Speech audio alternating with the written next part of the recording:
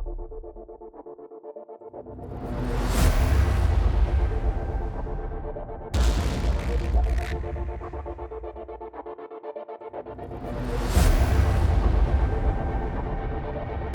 you don't really know how good you are until you come out and do this, and that's an awesome experience. It's going to be tough for anybody to finish that isn't a top-level rider. You know, it'll definitely separate the boys from the men.